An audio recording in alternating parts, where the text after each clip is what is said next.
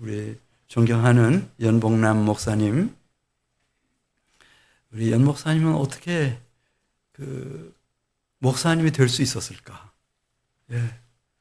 거의 정상적인 언어 기능 다 가지고 있어도 참 이게 쉽지 않은 길이라는 것을 가면 갈수록 느끼는데 정말 존경스럽습니다. 저는 상상할 수 있습니다. 우리 연봉남 목사님이 어려서부터 연봉남 목사님을 도와주신 선생님들이 있었겠다. 수화를 가르쳐 주신 선생님이 계실 것 같고요. 또 한글 가르쳐 주신 선생님이 계실 것 같고, 또 영어도 가르쳐 주신 선생님이 계실 것 같고, 그 다음에 제가 언젠가 들었는데 초등학교 몇 학년 때인지 모르겠지만 학교를 방하고 이제 집으로 가는 길이었는데 귀가 안 들리니까 앞만 보고 막 달리다가 그 기관차하고 딱 부딪히다는 거예요. 우리 연모 목사님 대단한 분이에요. 날아갔대요. 날아갔어. 근데 안 돌아가시고 지금 살아계셔요.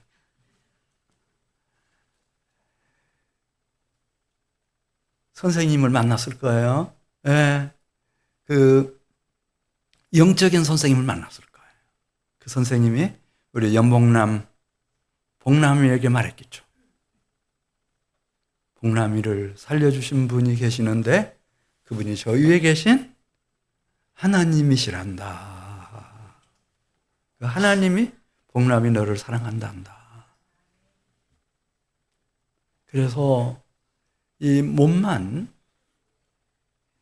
기관차하고 꽝 부딪혔을 때 살아나도록 하신 게 아니고 네 영혼까지 영원히 살도록 하늘에 계신 사랑의 아버지가 한 분을 보내주셨는데 그분이 예수님이란다. 이렇게 예수 그리스도의 복음을 전해주신 선생님이 계실 거예요. 성경도 가르쳐주신 선생님, 신학도 가르쳐주신 선생님, 목회도 가르쳐주신 선생님.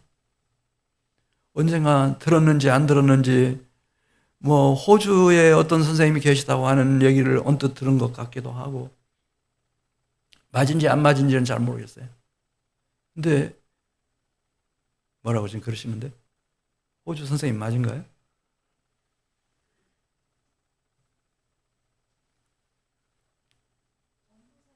전도사님.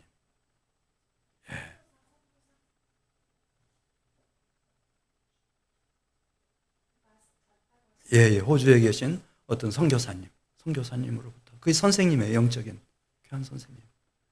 그분 덕분에 오늘날 연봉난 목사님이 있는 거예요. 할렐루야.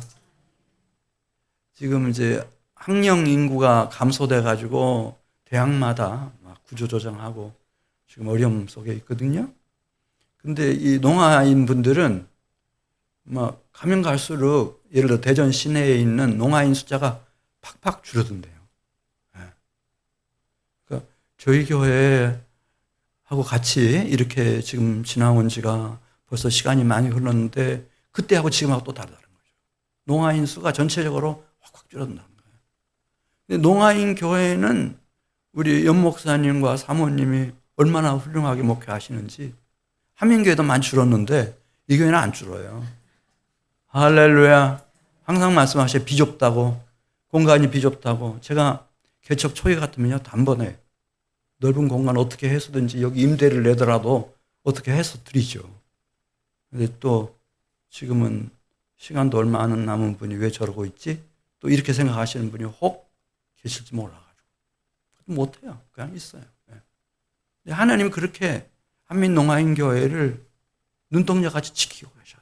그냥 되는 게 아니고 정말 훌륭하신 목사님, 사모님이 계신 거예요. 그래서 아까 기도도 해주셨지만 하나님이 이 가정을 놀랍게 축복해 주셨어요. 그 자녀들을 말이죠. 최고로 축복해 주셨어요. 한국 사회에서. 오늘 설교에 대해서는 이렇게 저렇게 평가하지 마십시오. 저 하고 싶은 대로 할 겁니다.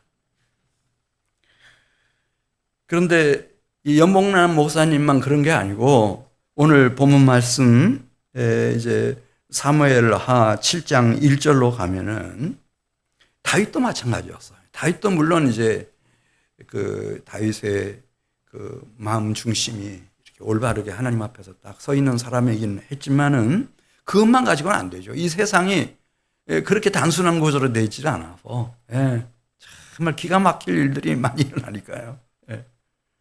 근데 어떻게 그런 걸 다 해치고 최후의 이기는 자가 될 수 있었나? 하나님의 사람이 될 수 있었나?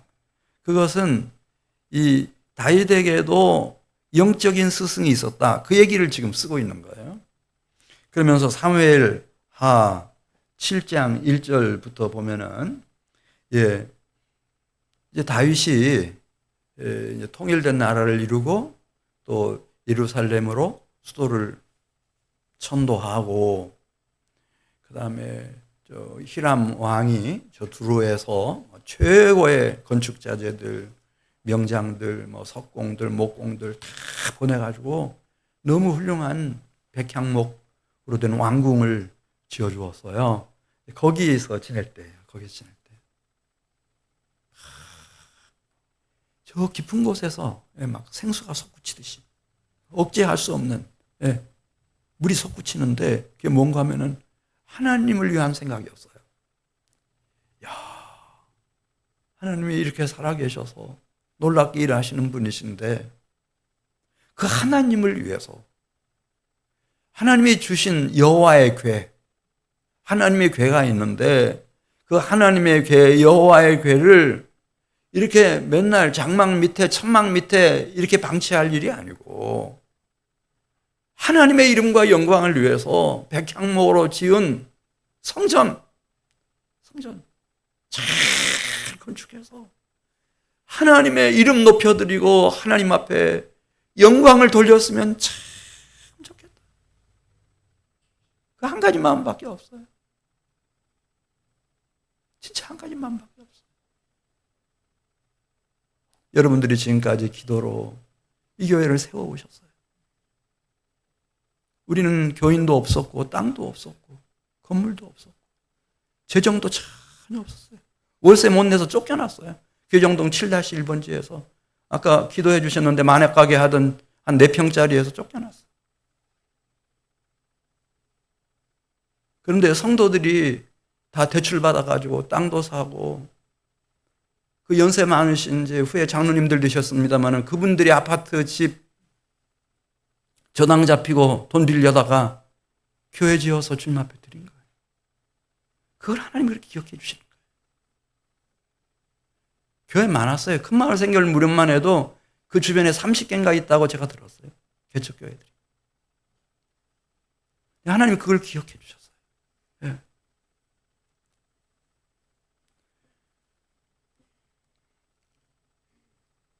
내가 살아가다가 나를 위해서 빚을 짓는다고 하는 것도 두렵죠.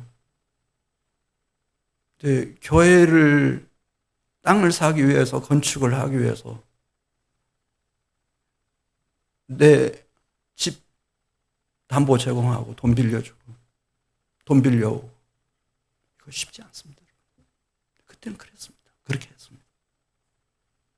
그 심정이었어요. 그래서 이제 이 나단 선지자에게 사무엘하 7장 2절부터 있는 말씀을 보면 그 얘기 하잖아요.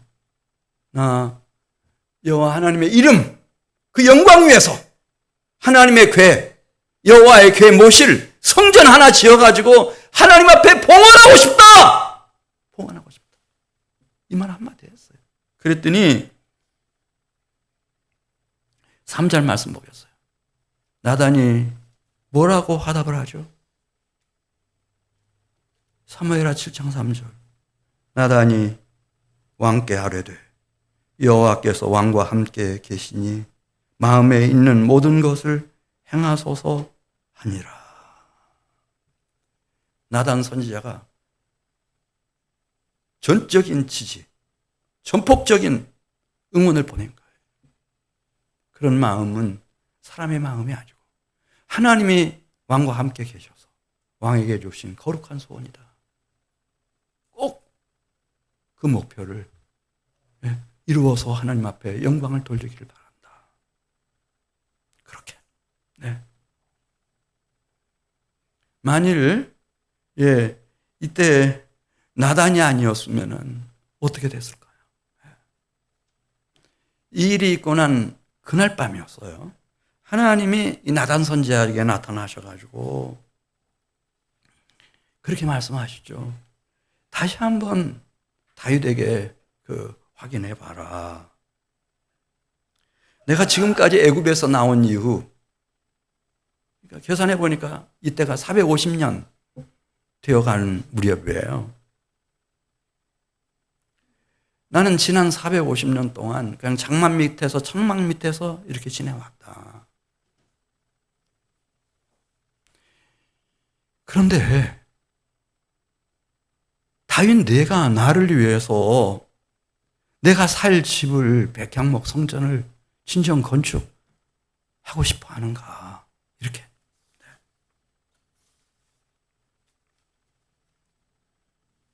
그건 변함이 없죠. 그건 변함이 없어요. 하늘로부터 부어진 마음이니까 변함이 없어요. 그래 하나님이 다윗이 성전 짓기 전에 다윗을 위해서 너무 놀라운 일들을 이제 계획하고 계시고 그걸 말씀해 주셨는데 그게 두 가지예요. 하나는 이제 8절 9절에 보면은 내가 너를 양들을 치는 그 목동에서부터 불러다가 내 백성 이스라엘의 주권자로 삼았는데 너를 내 이름을 내가 위대하게 만들어 주겠다. 이거 하나. 내 이름을 내가 위대하게 만들어 주겠다. 또 한 가지는 사무엘하 7장 10절부터 있는 말씀 보면 나오죠. 네가 이끄는 이 이스라엘 백성들에게 나 기업을 주는데 다시는 사사시대처럼 막 맨날 적군들이 쳐들어오고 뭐 보따리 싸고 뭐 정복당하고 탈취당하고 짓밟히고 이제 그런 시대 끝내겠다. 그러면서 아브라함에게 1090년 전에 약속했던 그 팔레스타인 동서남북 경계선 안에 있는 영토를 다 주시겠다는 거예요. 그대로 하셨어요. 다윗에게. 저 북쪽에는 유프라테스강, 남쪽으로는 애굽 시내 애굽강, 서쪽으로는 지중해, 동쪽으로는 아라비아 사막, 아시아와 아프리카와 유럽이 만나는 그 꼭지점, 거기 예루살렘, 다윗성, 그거 주겠다. 그렇게 말씀하시고 또 사무엘하 7장 11절 하반절 말씀 보시면은 이 다윗이 하나님을 위해서 집을 지어드리고 막 싶어 하니까 여호와께서 너무 기특하잖아요. 그런 사람이 없었어요. 아브라함 이후에. 그러니까 왜 신약성경에 보면 아브라함과 다윗의 자손 예수 그리스도의 세계라 이렇게 아브라함에서부터 다윗으로 막 딱 뛰어넘나 그걸 여기서 보여주는 거예요. 예. 사무엘하 7장 11절 하반절 말씀 보면 여호와께서 말씀하셔요. 내가 너를 위해서 집을 짓겠다. 이 히브리어 원어 집이라는 말은 단순히 이렇게 주택을 말하는 게 아니고 여기 히브리어 집이라는 말은 가정, 가문, 사실은 왕조를 말하는 거예요. 다윗 왕으로 시작되는 다윗 왕조 내가 세우겠다. 또 12절 말씀 보면 내 수한이 차서 내 조상들과 함께 누울 때에 우리는 왜 죽으면 끝났다고 생각하잖아요. 이 모든 게 다 끝났다. 근데 그때부터 하나님이 또 시작하신다는 거예요. 왜냐하면 다윗이 너무 예뻐요. 하나님을 향한 그 마음가짐이, 그 마음 중심이. 그래서 내가 내 몸에서 내 씨를 내 뒤에 세워가지고 내 자손의 나라를 견고하게 하리라. 13절 말씀 보면은 내 자손 그는 내 이름을 위하여 집을 건축할 것이요. 제대로 된 성전, 그리스도 예수의 몸된 교회 건축할 것이요. 나는 그의 나라 왕위를 영원히 견고하게 하리라. 14절 상반절, 나는 그에게 아버지가 되고 그는 내 아들이 되리라. 다윗의 자손 가운데서 여호와 하나님의 아들이 태어난다는 거예요. 그리고 그 아들은 여호와 하나님을 나의 아버지라고 그렇게 부를 거라는 거죠. 그래서 하나님이 가장 사랑하는 아들의 나라, 그 나라는 영원무궁토록 견고한 나라를 세우시겠다는 거죠. 왜냐하면 다윗이 하나님의 이름과 하나님의 영광을 위해서 하나님의 궤, 여호와의 궤를 모실 집을 짓고 싶어 하니까 내가 먼저 너를 위해서 이렇게 너의 집을 세워주겠다.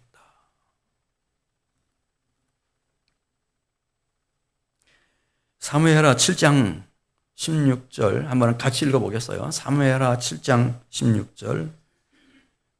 그러므로 내 집과 내 나라가 내 앞에서 100년 동안, 1000년 동안 아니고 영원히 보존되고 내 왕위가 얼마 동안 견고하리라?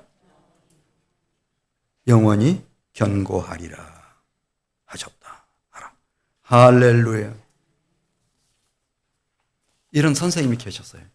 그래서 이제 이런 영적인 스승이 있으면은 눈이 확 열리고 귀가 확 열리는 거예요. 그래서 이제 이 소망의 사람이 돼요. 비전을 잉태한 사람이 돼요. 이런 사람들은요, 7번 넘어지면 8번째 일어나. 더 균형 잡히게 일어나요. 더 강하게 일어나. 더 위대하게 일어나요. 예. 근데 우리 인간은 이 희망이 없고, 비전이 없으면 한번 쓰러지면 못 일어나요. 그래서 떠나는 거예요. 이렇게 이제 하나님이 자기 백성들에게 들려주시는 말씀을 사무엘하 7장 17절 보면은 계시라고 했어요. 죄송해요. 어려운 말 써서. 계시라는 말은 그렇게 어려운 말은 아니고 쉬운 말이에요. 한자로 하면은 계자는 연다고 할 때 계자예요. 연다. 그 다음에 시자는 보이게 해준다. 시자, 보이 시자. 시력, 시각, 막 그런 말 하잖아요. 네. 계시. 여기 사무엘하 7장 17절 보면 나단이 이 모든 말씀들과 이 모든 계시대로 다윗에게 말했다 그랬는데 이게 동격이에요. 이 모든 말씀들, 그 다음에 이 모든 계시. 하나님의 말씀은 계시의 진리예요. 그러니까 막 그 사람이 뭐 눈이 좋다, 두니가 총명하다, 아주 지능이 높다. 그래서 알 수 있는 게 아니고 이 하나님의 말씀은 이렇게 열어서 보여주셔야만 그래야만 보이고 들리고 마음에 깨달아지는 그런 가르침이에요. 하나님의 말씀은 무슨 진리라고요? 계시의 진리. 계시의 진리. 예수님이 그런 말씀 하셨잖아요. 아들과 또 아들의 소원대로 계시를 받은 자 외에는 아버지를 아는 자가 없다. 네. 하늘에 아버지가 계시거든요. 근데 그 아버지를 누가 아는가? 계시를 받아야 된다는 거죠. 그렇지 않으면은 뭐 박사학위 몇 개 있어도 돌아가실 때까지 몰라요. 무슨 신이 있나? 죽으면 뭐 어떻게 되는지도 몰라요. 네. 죽는지 아닌지도 모르죠. 그러니 이 하늘 아버지를 알려면은 이 계시를 받아야 된다는 거죠. 계시를 받아야 돼. 요한계시록 1장 1절에도 예수 그리스도의 계시라 이렇게 돼 있어요. 예수 그리스도에 대한 모든 가르침도 우리 생각에는 그냥 성경이 다 나온 거 아니야? 이렇게 할지 모르지만 이 계시예요, 계시.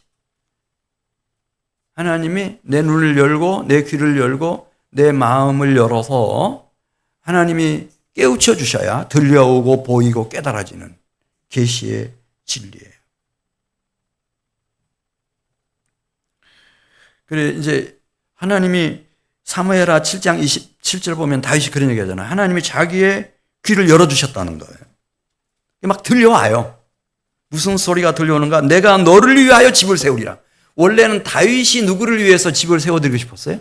백향목 성전을 지어드리고 싶었죠. 여호와 하나님을 위해서. 하나님의 궤, 여호와의 궤를 모실 집을 지어드리고 싶었는데 이제 막 들려오는 거예요. 계시의 가르침을 받고 나니까 자기 귀에, 자기 심령 속에 막 들려와요. 여호와 하나님이 먼저 너를 위해서 집을 세운다네요. 우리 가정을 세우시고 우리 가문을 세우시고 다윗의 자손을 일으키고 그래서 다윗의 자손의 나라를 이 세계 속의 역사 속에 실현해 가신다는 거예요. 그 비전이 막 계속 보이고 계속 들려오는 거예요. 눈이 열리고 귀가 열리니까. 자, 사무엘하 7장 29절 같이 읽겠어요. 같이 읽었어요. 사무엘하 7장 29절. 우리 농아인교회 성도님들도 같이 읽을 수 있겠죠? 같이 읽습니다. 시작. 이제 청하건대 종의 집에 복을 주사 주 앞에 영원히 있게 하옵소서. 주 여호와께서 말씀하셨사오니 주의 종의 집이 영원히 복을 받게 하옵소서 하니라. 할렐루야. 다윗이 여기다 이제 생명을 거는 거예요. 내가 죽으면 끝나는 게 아니고 하나님은 내가 이 세상을 뜨고 난 후에도 내 자녀들, 자손들, 우리 집안 다윗 왕조를 세우시고 그 다윗의 자손을 보내셔서 이 땅에서 하나님의 사랑하는 아들의 나라를 세워하시겠구나. 영원히 경고한 하나님의 나라. 그러니까 이 비전에 붙들리면은 그러면 되는 거죠. 그러면 되는 거예요.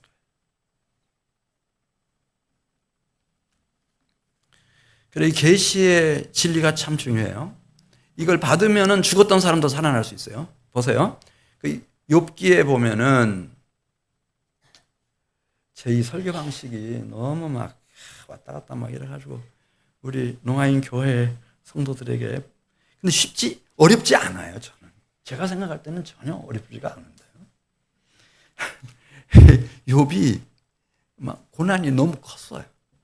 고통이 너무 강한 고통이었어요. 제일 힘들게 한 게 그 중에서도 친구들, 뭐 엘리바스, 빌다, 소발 이 친구들이 막 욥 저주하는 거예요. 너 잘못한 거 있지? 너 죄가 많지? 정의로우신 하나님이 괜히 심심해서 너 이렇게 괴롭힌 줄 알아? 너 지금 당하고 있는 이 고난과 고통은 여호와 하나님이 너에게 내리시는 형벌이야. 무시무시한 처벌이야. 너 빨리 회개해. 하나님은 정확한 분이야. 하나님 실수가 있어? 아니야. 너 죄가 어마어마한 거야. 이렇게 막 계속 갈구니까 이 욥이 이성을 거의 잃었어요. 아주 막 그 좌절과 절망 속에서 막 원망하잖아요. 하나님도 원망하고 자기 친구들 막 대적하고 칼이 내 손에 있으면 다 죽여버리겠다고 이렇게. 제정신이 아니죠. 그때였어요. 그때 이제 이 영적인 스승 하나가 나타나요. 나이는 제일 어린데 그 나이하고 상관없어요. 저 목사님 나이도 어린 사람이 이렇게 하지 마세요. 김 목사 이렇게 하지 마세요. 영적인 스승이었어요. 엘리야가 딱 나타나가지고 얘기하는 거예요. 욥의 고난, 욥이 당하는 고통은 죄악의 형벌의 고통이 아니라고. 하나님은 욥, 당신 지금 당하는 이 고난과 고통을 통해서 중요한 일을 하고 계신다.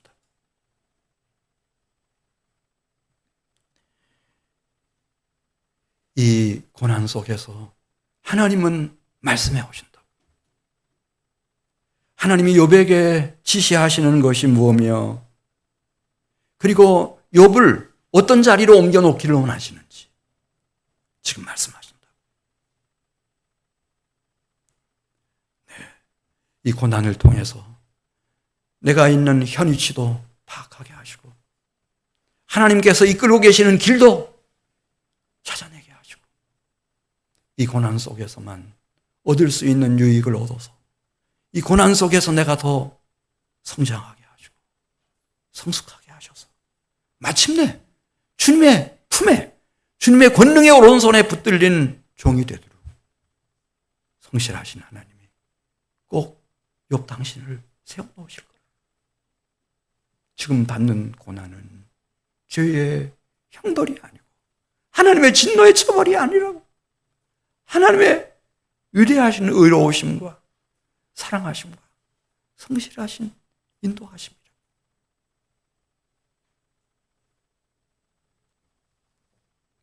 그가 살아나요. 그리고 하나님 앞에 서요. 하나님 만나고 그는 제사장으로 거듭나가지고 갑절의 축복을 받고 140년인가 얼마인가 더 살면서 하나님 앞에 얼마나 영광을 돌려요. 어떻게 이렇게 할 수 있었나? 엘리후라고 하는 하나님의 말씀은 계시의 진리인 것을 이렇게 알려주었어요.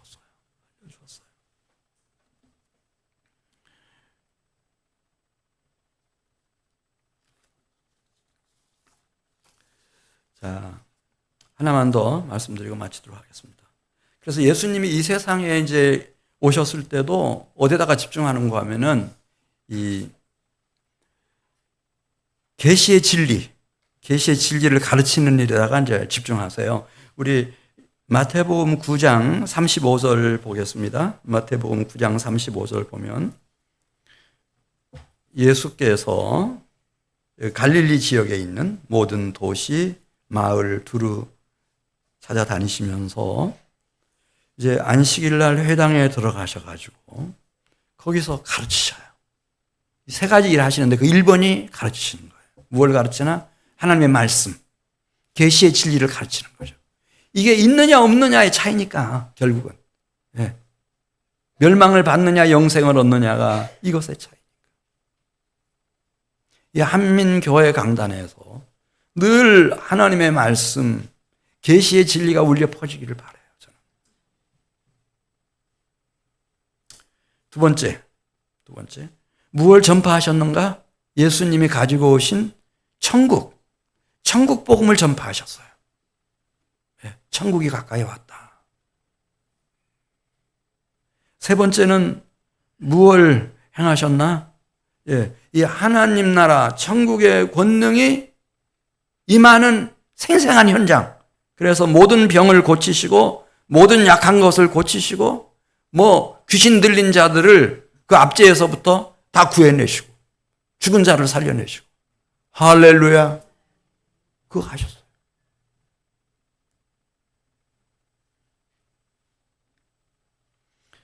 그리고 예수님이 부활하시고 난 이후 가장 사랑하는 수제자에게 한 가지 부탁하세요. 시몬에게, 시몬아, 내가 이 사람들보다 나를 더 사랑하느냐? 주님, 그렇습니다. 그때 주님이 뭐라고 말씀하시는가? 내 어린 양을 먹이라. 내 어린 양을 먹이라. 내 어린 양을 먹이라. 사람은 떡으로 사는 존재 아니잖아요.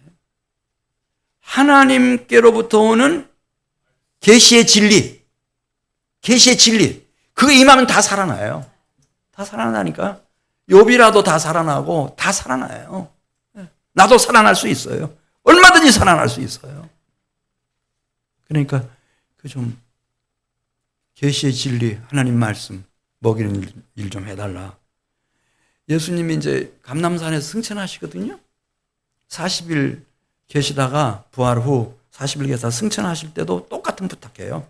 마태복음 28장 20절 말씀 보면은 무슨 부탁하셨어요? 11 제자들에게 너희에게 분부한 모든 것을 가르쳐 지키게 하라. 내가 세상 끝날까지 너희와 항상 함께 있으리라 하시니라.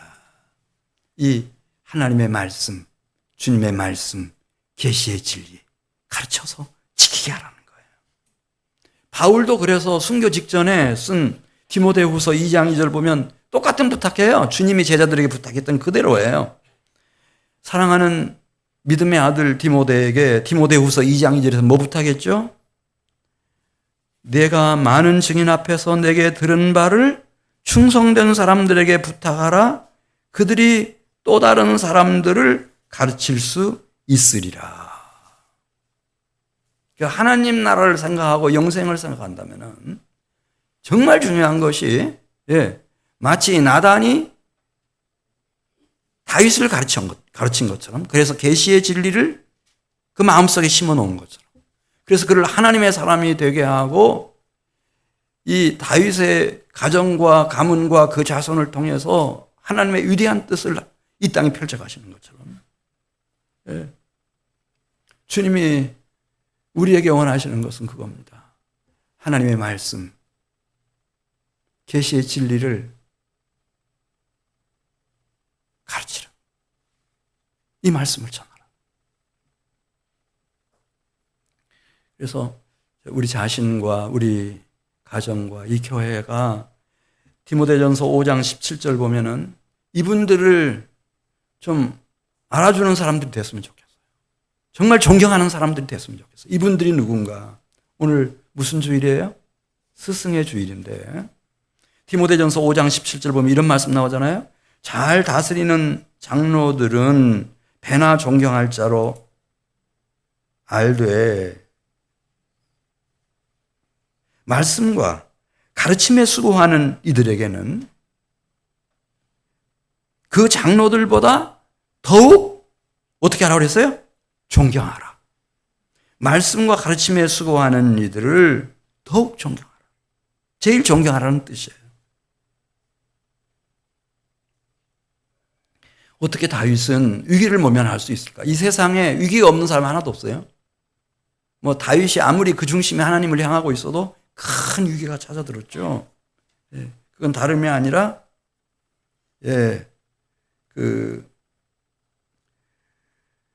바세바의 남편 우리아에게 지은 죄예요.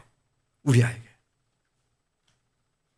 나단이 찾아와가지고 그 얘기를 딱 하는 거예요.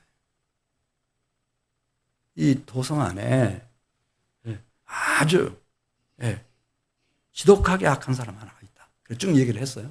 그래서 막 그 얘기를 듣자마자 다윗이 막 노발대발하는 거예요. 그건 살아남을 수가 없다. 그런 죄는. 그런데 그때 이 나단이 다윗에게 당신이 바로 그 악한 부자입니다. 딱 얘기했거든요. 그때 다윗은 제일 잘 나갈 때예요. 그러니까 동서남북 모든 대적들을 다 굴복시키고 다 복종, 항복을 다 받아내고 그야말로 1090년 만에 하나님의 그 약속을 다 실현시킨 그런 최고의 순간이었어요. 최고의 절정의 순간이었어요.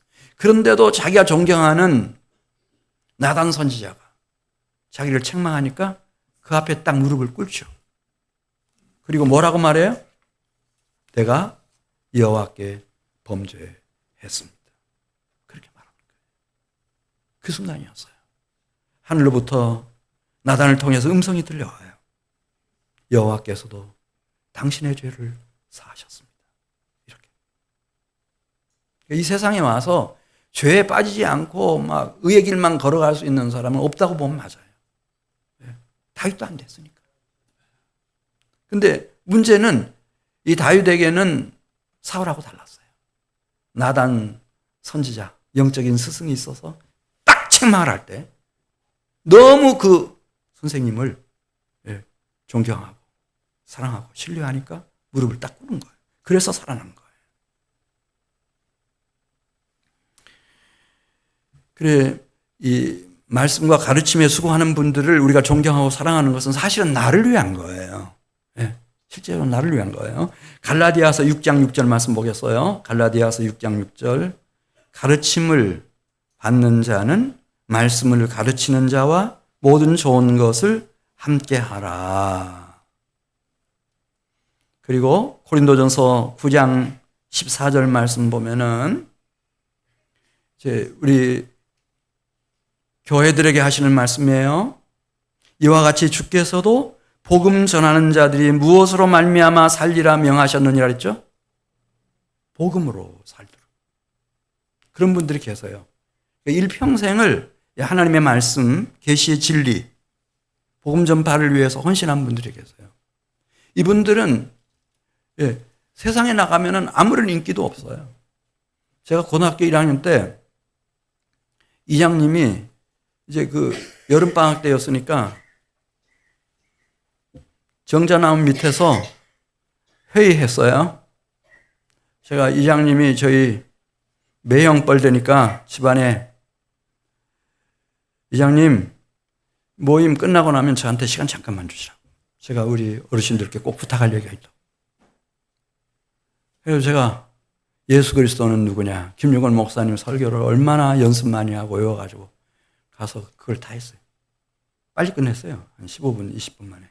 딱 끝냈더니 막 그 사이에 저쪽에서 막 우리 친구 아버지들이 난리예요. 쟤 지금 뭐 하는 거야 지금? 에? 지금 뭔 소리 하는 거야? 다 알아들어요. 예수 믿으라고 하는 소리인 줄 다 알아요. 예. 이 하나님의 말씀, 이 가르침을 위해서 부름받은 사람은요, 이 세상 어느 곳에도 환영받지를 못해요. 누구만 있나? 이 교회 성도들만 있어요. 그래서 그렇게 말씀하시는 거예요. 고린도서 9장 14절에 있는 말씀 보면은 복음을 전하는 자들이 복음으로 말미암아 산다고 하는 것을 좀 기억해 달라. 예. 이제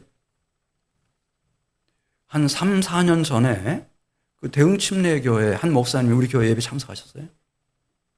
마친 다음에 얘기하는데 대흥침례교회에 지금 그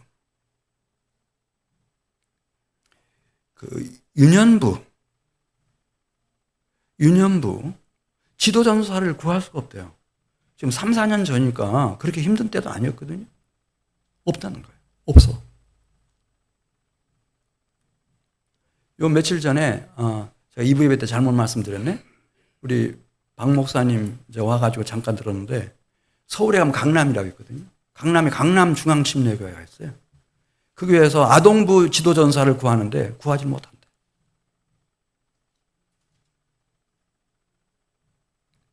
우리 대전에서는 대흥침례가 있고 중앙침례교회라고 있었어요. 지금 한남대학교 옆에.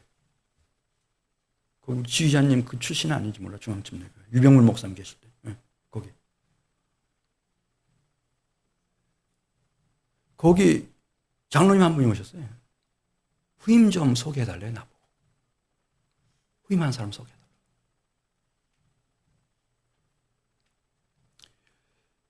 왜 이렇게 됐나? 대전에서 연구원들이 제일 많이 그 당시에는 그랬어요. 출석하는 교회가 늘사랑침례교회였어요. 우리 정 목사님 제가 존경하는데 나이는 어리지만 그분이 참 귀한 목사님이셨어요. 근데 보니까 말은 안 해도 눈치가 너무 힘들어하는 거예요. 목회를. 그래서 내가 그 규약 좀 보내달라고 그랬어요. 규약 쫙 읽어보니까요. 숨을 못 쉬게 만들어놨어. 진짜 숨을 못 쉬게 만들어놨어.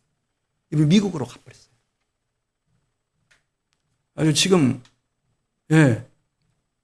어떻게 되는지 잘 모르겠는데 지금 중앙침례교회는 그건 또 제 졸업 동기였어요. 졸업 동기 목사님이 계셨는데 그래도 한 10년 있다가 갑자기 필리핀으로 가버렸어요. 공항이라고 그러면서 전화했다는 거예요. 원로 목사님한테. 그런 법이 어디 있어요? 들어보니까 목사님들은 돈 때문에 목회하는 게 아니거든요. 사실은. 하나님의 영광을 위해서 주님을 사랑하기 때문에 이렇게 하는 분들이세요. 그래서 이 다른 것은 몰라도 이 성도들로부터 신뢰를 받고 존경을 받고 사랑하는 관계 속에 있고 싶어요. 근데 그게 없으면은 그분들이 뭐 어디 가서 무슨 일을 한다고 해서 먹고 살지 못하겠어요. 문제는 이제 그런 분위기가 뭐 서울에 이제 수만 명 모이는 침례교회가 있었어요. 거기도 2번인가 실수를 했어요. 가지고 갈아치고 이렇게 했어요. 한 2번째는 떠난 것 같은데 본인이 보따리 싸가지고 떠나버렸어요. 그런 분들이 그게 아니죠. 네.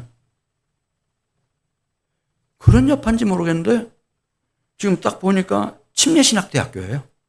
2027년부터 기독교 교육학과, 교회음악과, 상담심리학과 등 5과 신입생 모집을 중단한다는 거예요. 그럼 뭔만 남나? 신학과하고 이름도 못 들어봤어요. 기독교 문화학과라는 것을 만들어가지고 막 대폭 축소를 한다는 거예요.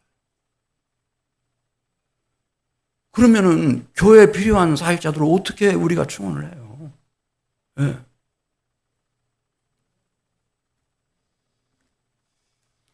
이제 우리가 좀 깨어나야 돼요. 그래서 좀 침례신학대학 위해서 기도해 주시길 바라고. 6월 7일 날은 저희들이 좀 헌금을 드려야 되겠어요. 이 신학대학교 위해서.